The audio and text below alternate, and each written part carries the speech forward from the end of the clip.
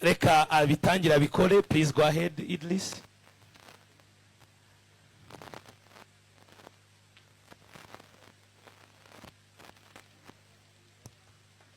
Wow. Ako mwakomye amashyi mba nashara ufite koko. Give them a round of applause. You cannot jealous. Idris, you can hug her, please. Hug. A wonderful one. Oh. Ibi bintu ni byiza cyane rwose. Idris, feel free. Speak your heart. This is your day.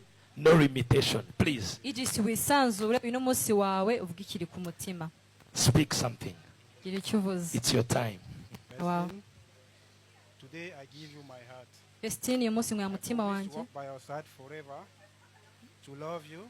Niyemeje gukunda. And to support you. Kugushigikira. And to support you and everything in life. Who at us. I love you. I'm not a fool. Reka tumukomere amashyi menshi.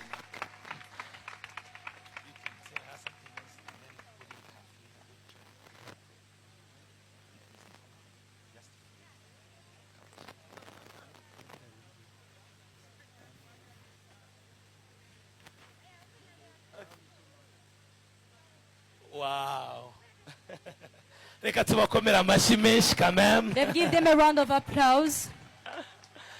Okay, tugiye kumva noneho Vestine. I'm going to listen to Vestine.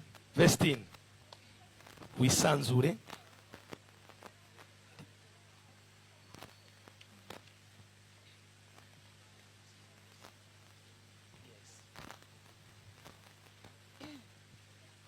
My love, I'm your wife, and I'm so happy you are my gift from God. I will love you forever with all my heart. Thank you for loving me. I say yes to you today and always. Oh, wow. Reka mubwira kandi amwambika impeta kibazo. Ibi bintu twabikomeye amashyi murabona atari byiza. Can you give a round of applause to this beautiful thing? Reka twongere tubikomere amashyi ababyeyi bavuza impundu. Let me hear the shout of joy from the parents. So now agiye gutwikurura umugeni we. He's going to unveil his bride.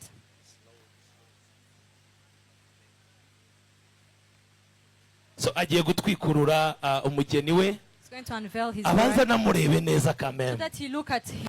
Reka abitangira bikore. Please go ahead, Idris.